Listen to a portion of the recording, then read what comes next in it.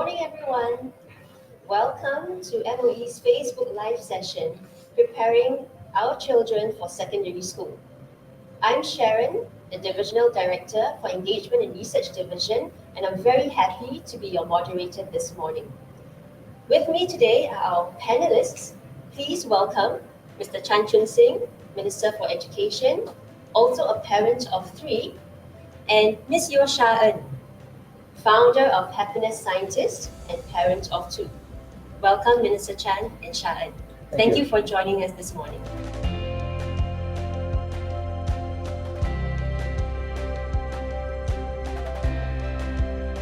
I think at some point you felt a little bit unsure, especially since she was going through it during a lot of disruptions in her learning. So I guess at some point you were thinking, is she going to be alright?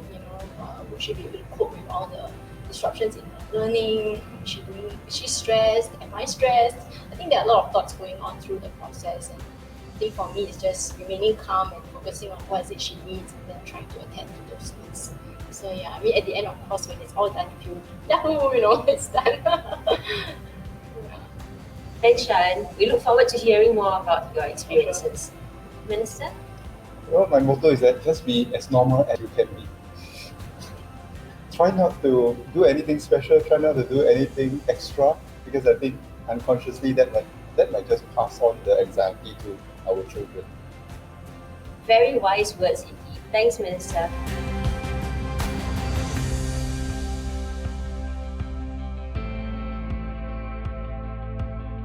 I mean, there are certain points, I guess, that you feel particularly stressed, especially if you notice that your child is stressed. But most of the time, I resonate with the 35% where you're pretty chill, is doing all right, and you just kind of know that this is part and parcel of the process that she has to go through. Well, I suppose when I saw this result, I'm not surprised. But I thought it's useful for us to perhaps wonder why we are stressed if we are stressed. I suppose as a parent who has gone through PSLE, there are two possible reasons why we might feel stressed. One is because we think that our child is not going to do well on an absolute scale. Means they are really not going to do well. That could be one reason. The other reason, which I think is a bit more common, but perhaps not so usual for people to verbalize, is that they think that their child might not do well relatively. So there's one that they worry about the child not doing well absolutely, because they might really not pass and so forth. Then the other group might be thinking that the child might not do well relatively because they're comparing the child with somebody else, and they might be thinking that, oh, what if he or she doesn't get the score that he or she wants? Will she be able to get to this school that they want, or this school that other people want? So I think these are the two reasons of stress, which then I think is a useful point for us to remind ourselves really what's the purpose of the PSLE and what is, if you like, our definition of success as a parent and as a child. So for me, I think if we go in with the perspective that really, be it PSLE or any other assessment or any test, is really to help our children to understand where they stand and how best to put them in an environment that supports their next level of learning. Then we get rid of this stressor called that comparison, that relativity, whether my child do well vis-a-vis other people. Then I think we can better support our children in their next level. Thanks very much, Min, for reminding us about that. I think as we progress in our education system, we do want our children to feel happy and confident as they are learning, and we also want them to, while achieving, not to always to have to feel that they need to compare themselves with others. And I think that's one of the key purpose also for the change in the PSLE scoring system, where we have changed from the aggregate score to the achievement levels, and now our children have 8 achievement levels to aspire towards. And it's really about how they have progressed themselves and not feel like they have to chase the last mark or keep comparing themselves. So we really do hope that this system is working out better for our children. Sha En, what about yourself? I feel like the word comparison is something that's it's always on top of your mind, and I think it's useful to distinguish between healthy comparison and unhealthy comparison. So like if you're comparing to someone else or comparing to the national average and standard, then the pressure is going to be there because it always feels like you're not up to mark. But if you're comparing with the child as they were progressing previously, then you're actually saying that, hey, this is where you used to be. Let's see where you're moving to, where you're going, where you've come from. And in that way, it's more empowering because you're actually seeing it as a bigger journey rather than just PSLE being that final thing. And then that's where, all the pressure pot feeling comes from. So yeah, comparison can be good if you are not using it as a benchmark for your child. So to add to what Sharon said, I always remember that I always try to encourage my children to say that it's more important to surpass yourself than to surpass someone else in an exam. Because that attitude of trying to surpass oneself daily throughout life is, I think, an important attitude that we want our children to have. That every day they are trying to seek to do better vis-a-vis their previous self. So they are constantly trying to improve with or without other people around them as that person to be compared with. I thought that is important, and I personally believe that that's very important, helping our child to remember that. But if we set our child or children on a different trajectory and perhaps a not so appropriate trajectory of constantly comparing themselves with somebody else, then they might actually be quite miserable for the rest of their life because the Chinese say 人比人比死人. So wherever you keep comparing, right, there will always be somebody else who might be better than you somewhere in life. And I think we also need to understand the character of our children. Some children are what I call the type A personality. If they are at the bottom of the class, they will work very hard and prove themselves and strive. So they might be quite comfortable in an environment whereby they are compared once in a while with others. But there are also many children who are just comfortable and trying to find their own footing in their own ways.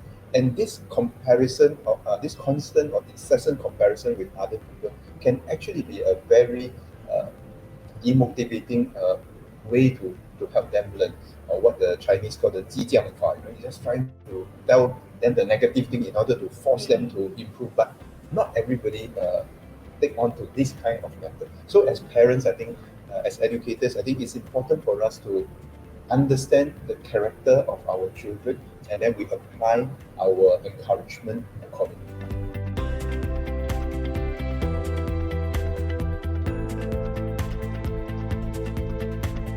So I think I've always focused on enjoying the learning.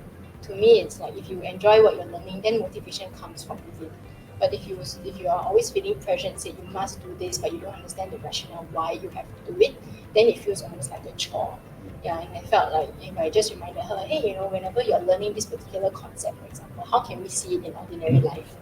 Right? So if let's say you're learning about condensation, and then you take out a cold drink and it's there, and then you just kind of have a conversation about it, then learning is very natural.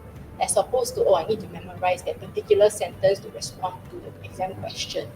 And then in that sense, your child gets the sense that it's not just about answering the question correctly, but how am I going to use this learning in my day-to-day life and understand how to make sense of the world now.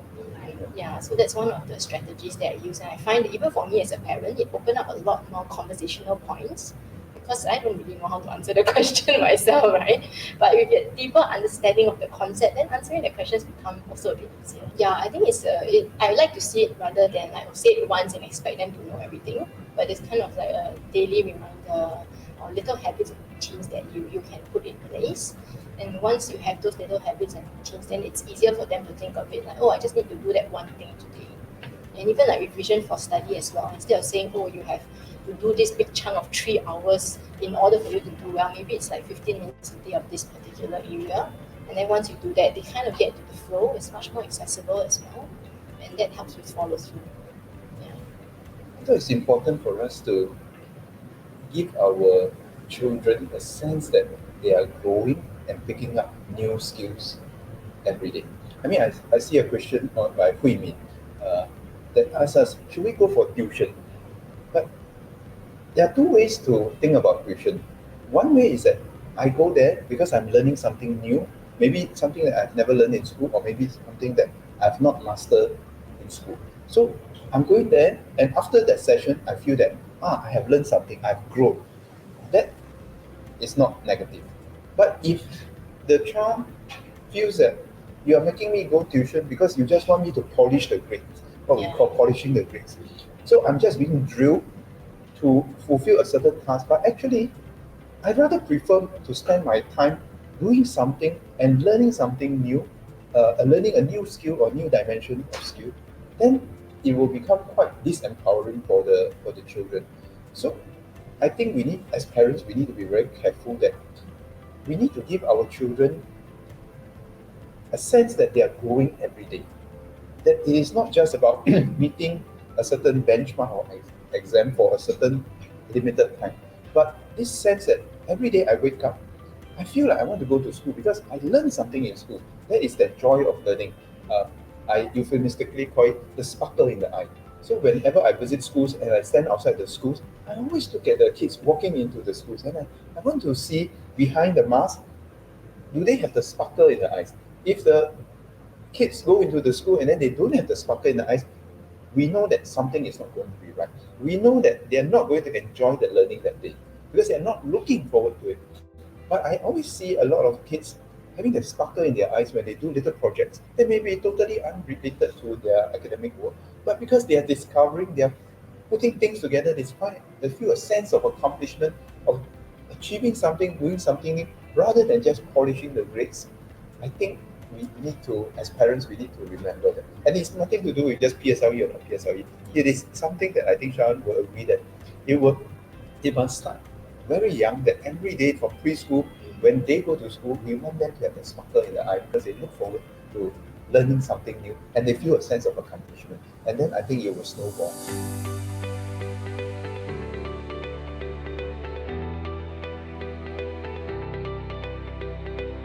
I think expectations are is part and parcel of life, and as a parent, maybe you had an expectation that they need to perform in a certain way or look a certain way. But I think in the journey with my two daughters, I've learned to realize that each child, number one, is very unique and very different.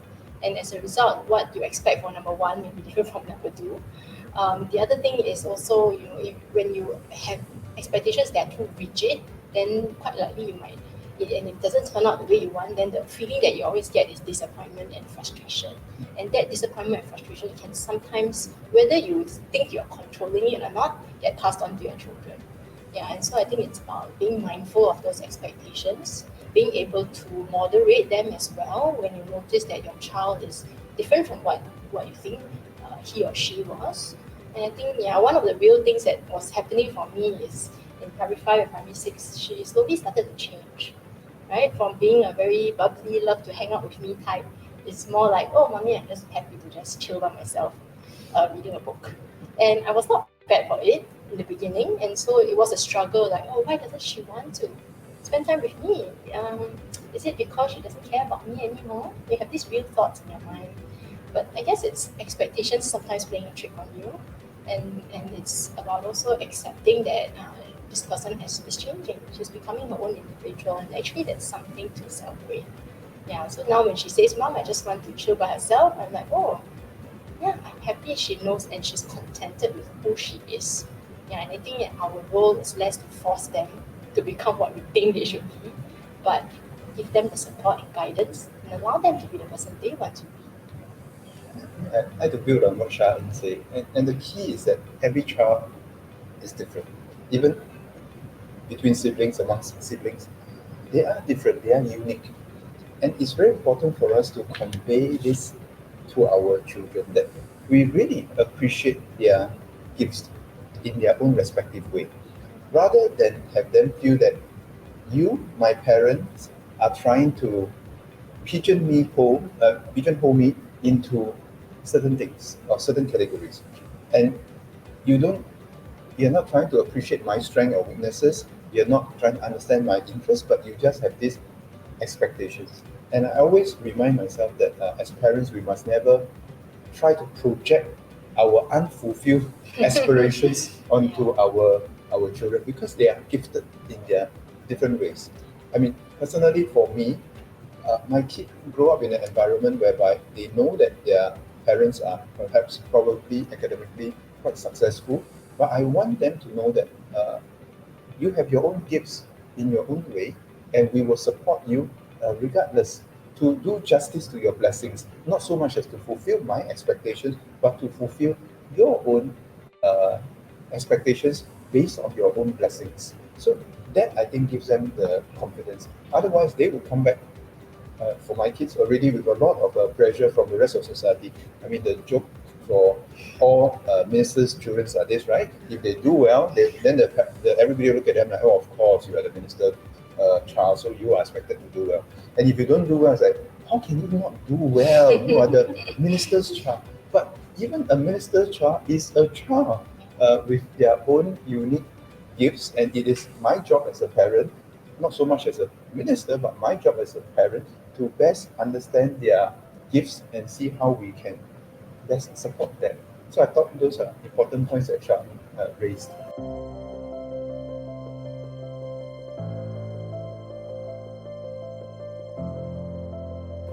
Yeah, I think in having a conversation with my daughter, of course, we talked about her strengths, what she wanted to do, what she was interested in terms of, I think her top consideration was school culture. She wanted to be in a place that is nurturing and supportive. And of course, she wanted to be with her friends. I think that was definitely a top consideration. And I think if you're talking about the perspective between myself and my daughter, for me, the top consideration was homeschool distance, because I had seen my sister in her JC years having to travel 45 minutes one way and then another 45 minutes back, and every day she came home very exhausted. So I did tell my daughter, whichever school you choose, please make sure that it's nearby and that you can get there easily on your own and back, because we will not always be able to pick you up. And then the rest of it, I really left it up to her. I got her to do some research into the various schools that were relatively nearby, had some programs that she was interested in. And then I asked her to kind of drop a little checklist of pros and cons. So let her make the decision. And then my role was really to just listen to her. If she chose this school, then what was interesting about it? If she chose the other school, then what was the consideration? Yeah, and then so I think like if we involve them in the conversation, then it feels more collaborative as opposed to I'm just deciding for her. Because I'm not going to go to the school. She's the one who has to go through the daily experience. And if she makes the choice and goes for it, she's more likely to like it, because she has already taken ownership of that choice. Yeah, but if we were to come from the other angle and say, you do this because I want you to, and then she's miserable, then it will come back to you. You see lah. And then I've got to hear like 4 years of it or 5 years of it, right? As opposed to if she made the decision by herself. I really like the point that Sharon mentioned. I think it's really the same, because this is perhaps one of the first major decisions of their life, and we want them to own it. So it's okay, whatever considerations they have, it is their considerations, but we want them to know that when you make a choice, you do your research, you do your considerations, but ultimately you must own it and you must live with the choice that you have. So that is also part of the learning process. So you can say that I want to go to this school because my friends are going there. Fine, then that's fine, because then you look forward to going to school with your friends. You say you want to go to this school because of the school culture. Say fine. Then you make sure that you contribute to the school culture as well. So I think the considerations are the same. So I don't remember many conversations on, do you want to go to this school because this school has this cutoff point? I think from the children's perspective, it's like, what is this cutoff point? I don't know, right? All I know is that I want to go to an environment where I have friends, I enjoy my learning. That's it. And I think it's a quite sound thinking from our children. Yeah, very practical, right? So like you say, even if it's the food, Good choice, right? choice. It's a very important consideration. So I mean, I remember even during our time, it's like distance. Yes, you want to go to this particular school because you are now a teenager. You need to travel that distance, and you must make sure you budget your time accordingly every day. Because like Sharon said, you cannot expect people to send you to school for bearing the responsibility of that choice. Right? So I thought very sensible answers and choices.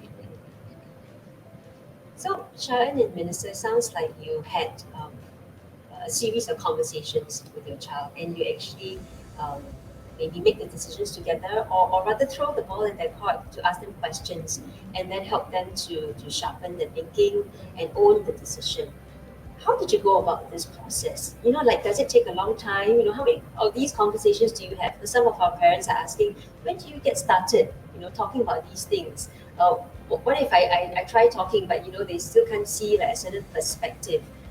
How much do I nudge or influence, or when do I know like when to let go? Could you share with us like the very real journey that you had to take with your children?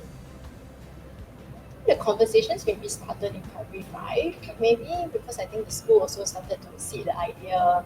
And so I guess maybe some of the initial questions are, what is your thinking behind where you want to go? What are some thoughts you have at the moment? And it's more of listening to them and hearing what they have to say. And of course, she did say, oh, I'm thinking of this, I'm thinking of this. And so I would just probe a little bit more. What is it about this school that you like? What is it about that school that you like? And so she would just share. And of course, sometimes, like Lisa says, some of the responses may not be in 100% alignment with what you think, or perhaps they're actually making a decision like, for example, she really wanted to go to this school because she knows that the food is good, right? So as a parent, you might think, oh, but that's like, there's so many other ways to do that.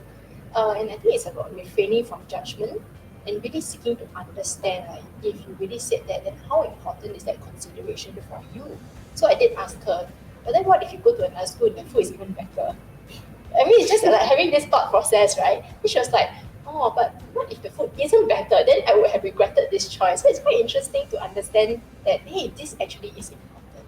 And when you recognize that, then let's respect that she has made that decision. So it wasn't a once-off conversation, as you mentioned, Sharon. It's like really over a period of time. But it wasn't also forced. It was kind of more like, during dinner conversations, she would be thinking, oh, my friends have been talking about this. What do you all think? She would also ask us back.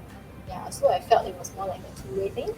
Yeah, and I'm just grateful to be able to have that kind of relationship where we can talk openly about various choices that she's gonna make. Yeah. Well, I mean, looking back, I think what's useful is that it is not just a conversation that we start at P5 or 6. Not so much about just choosing school. The conversation is really about making choices in life. So even at a younger ages, I mean, we would try to encourage them to be conscious of the choices that they make and then understand the consequences of the choices that they make. So, for example, it could be at a very young age and they say that, oh, I want to go and join this CCA. You say, okay, you want to join this CCA? Have you looked at the timetabling? Are you able to manage the time? It could be a very small decision, not even about choosing school yet. Or they could say, I want to go out with my friends. I want to go to my friend's house to play. It's like, okay, so you're going to spend a couple of hours at your friend's house. And so you have any other things that you need to do and complete? So it's about helping them to make decisions from the smallest decisions in their life to so-called the larger decisions. And PSLE won't be the largest decision they will ever make in their life because there will be many more decisions in that journey. But it's how do we help to build them up along the way so that they become more confident, more considered in the way they make the decisions. So it's not an impulsive decision that they make, or it's not not well considered decision because they just look at certain perspective without remembering that there were other considerations of perspective. So I think that's very important, and it's part of their growing up journey. But one of the things that I am very glad perhaps it didn't happen in my children's choice was that they didn't say that I want to go to this school because people say that this is a good school and everybody wants to go to that school. And I was very happy for that because I recall my own family's experience. I mean, my sister, many years ago, she chose a school that perhaps is considered one of those very popular school, very high performing school. Then after she went through the school, then I reflected with her and I said that, did she really enjoy that? Uh, on hindsight, if she had to do this all over again, would she have done it? And then I realized that actually we will all agree that because of her personality, a high performing school in a high stress environment may not be most suitable for her and may not bring out the best in her. So like some people say that, oh, RI might be a popular school, RI might be a good school. Yes, but the real question is that will RI bring out the best in our child even if our child get into RI? Right? I have seen in my school visits many people in the secondary schools, they may not necessarily have gotten into the school that they thought they wanted because they really don't know the school. But having gone through the school, then I remember them telling me that they enjoy what they are doing, and the school has really given them the chance to exercise their other abilities, including their leadership abilities, and it has brought up the best in them. I remember this one very specific conversations talking to one child in Jurong, uh, in one of the schools in Jurong, and he said that no, I didn't apply for this school because I was thinking that if I can get into this other school because of this cut-off point. But having been in this school in 3 years, I realized if I had gone to that other school, I would never have the leadership opportunities that I have here. I will never have the friends that I have here who help me along in my journey. Because in that school, perhaps in a more high-stress environment, he would be constantly struggling to keep pace. And he's not the type of people that enjoys that kind of environment. So I thought his conversation with me, his sharing with me, was also a useful reminder of how to help our children get into an environment that best bring out their gifts, rather than an environment where it is good for some other children. Because like what we mentioned just now, every child is unique and special. I suppose the environment has also changed from the time that we were children. I, I always say that life is now tougher for our children now.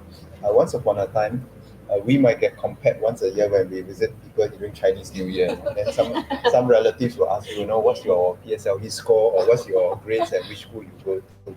Uh, but nowadays, because of the social media, people get to compare every day, every moment.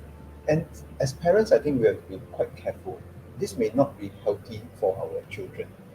Many of our children will need time and space to grow at their own pace, rather than to be constantly compared with somebody else. And it's never a nice feeling to be constantly compared, because then we are no longer appreciating them for who they are. We are appreciating them, if any, in relation to who they might be or with somebody else. It's like it's conditional. It's conditional. Yeah.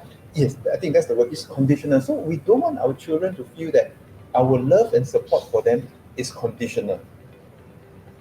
They are our children, even after their PSLE, even after their poly ITE, university, they are still our children. Even next time when they have their own children, they are still our children. Right? But our love and concern for them, our care for them, is not conditional, right? And I think that is empowering if we can send that positive message to our children throughout life, and not just whether they do well in one particular test or exam. But I've always encouraged my children that, you have never failed in life until you stop trying. Right? It's like one day my son came back and said he fell down riding a bike, and he was quite upset with himself, and he felt that he has failed to ride a bike properly. So I said, no, you have not failed. Tomorrow, after you patch up the wound, we'll go and ride again. And so long as you keep trying, you will learn to ride a bike one of these days. And now he's riding a bike well. So life is a journey. It's not about one single checkpoint that defines the entire journey. It's a series of challenges and opportunities to learn to overcome. And that's how we, I suppose, want to let our children know, and that they have this confidence.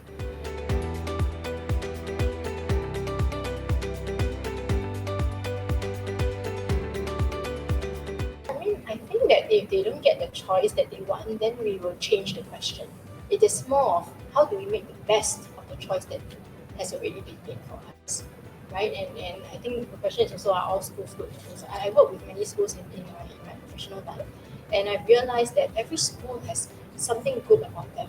There's a good quality, a good program. The teachers are nurturing and supportive. So I think it comes back to the definition of what does good mean, right? Is it good because everybody regards it as good?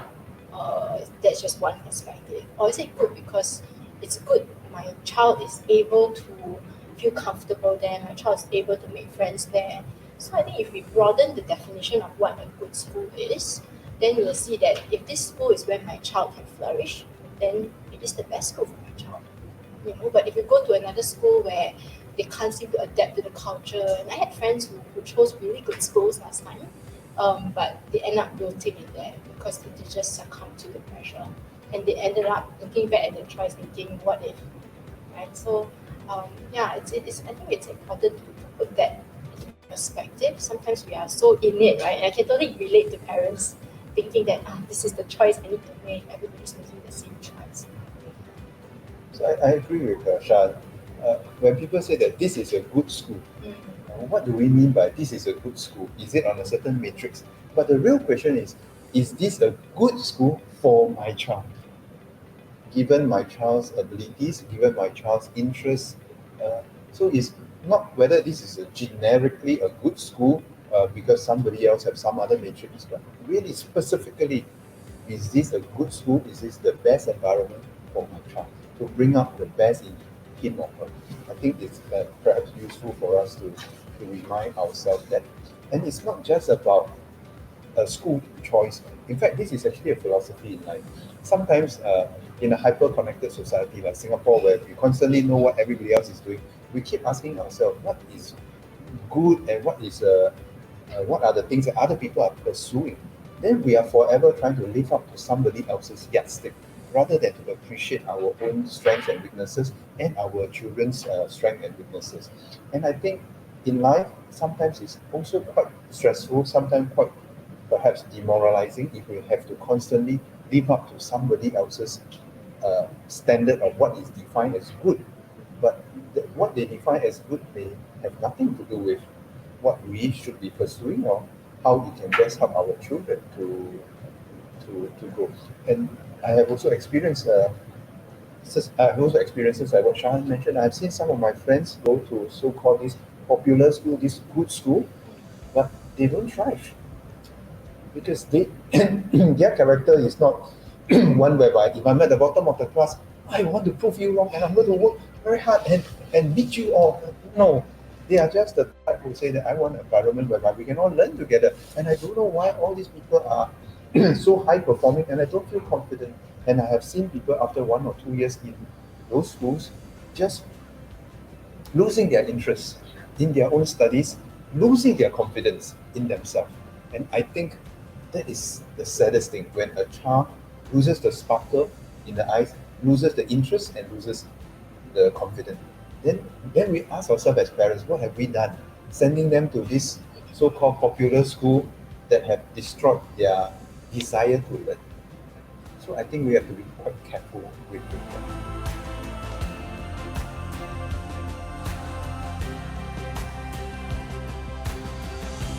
I think it's more, she definitely spends more hours in school.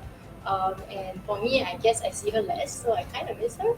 But at the same time, I know that this is part of the gradual procession, especially since a school has both primary and secondary school on one campus.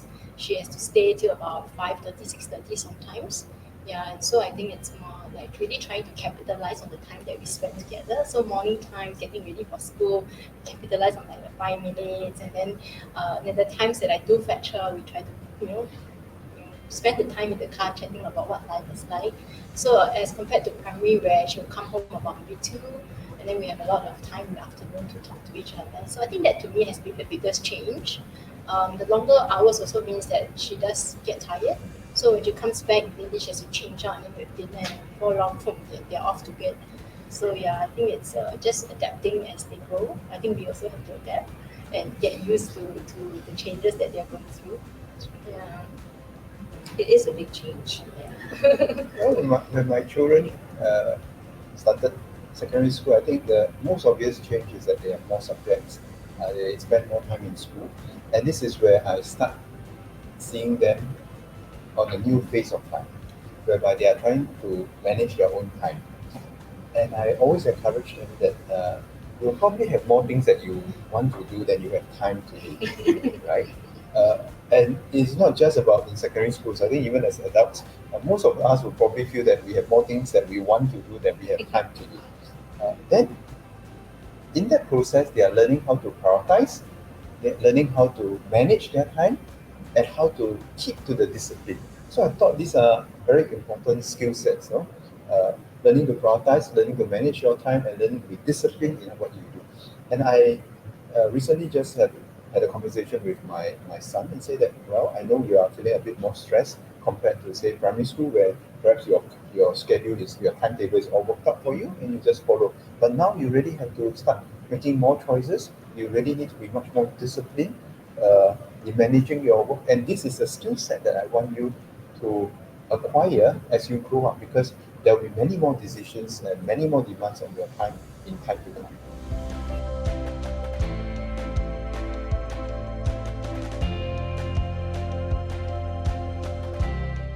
She was quite excited actually about starting secondary school because there were new subjects, especially things like geography, which is quite you walk around nature now. She's able to identify things.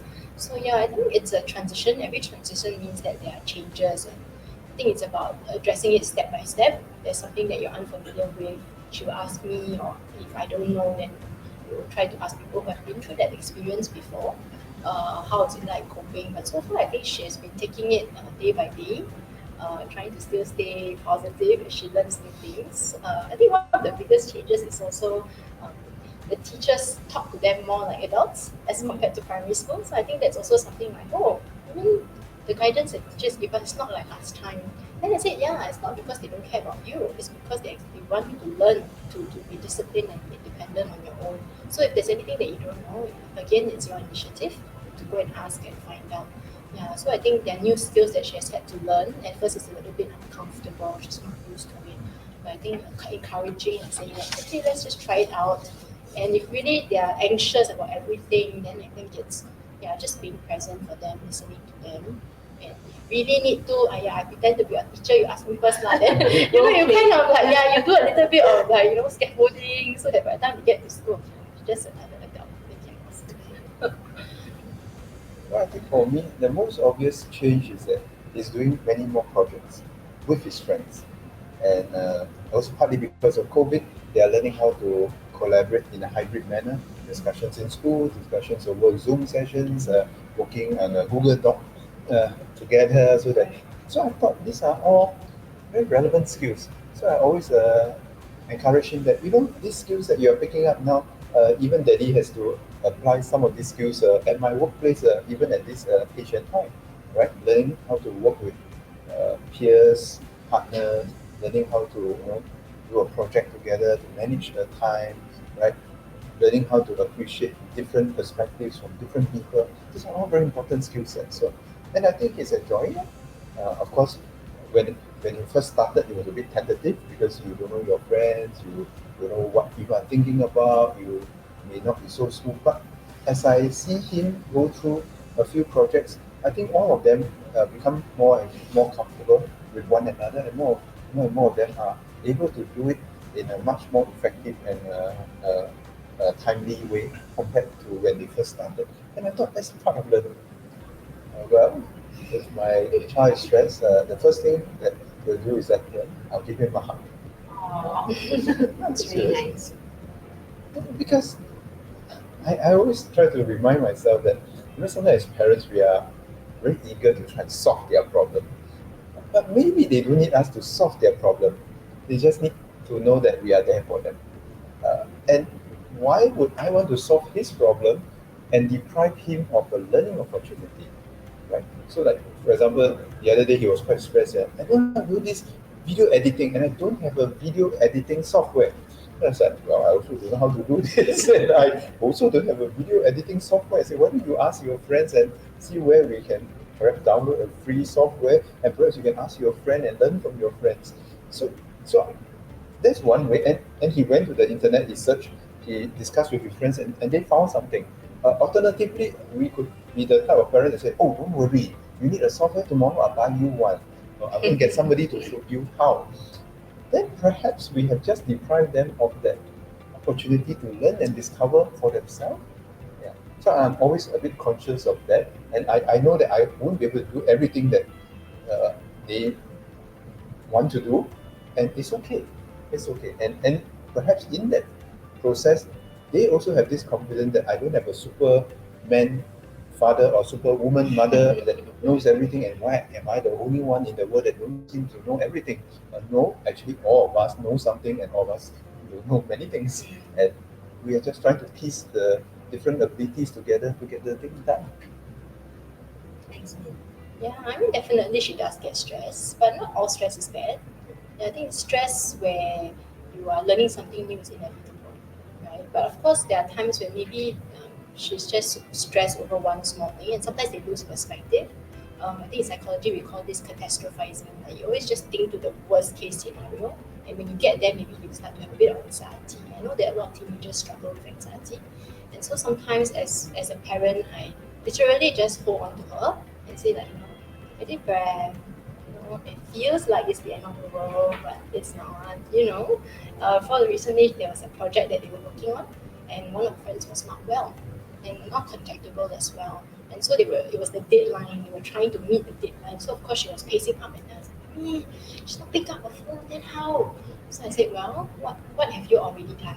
So she mentioned I did this, I did this, I did this. I said, you have done whatever you can do. Maybe it's not on you anymore.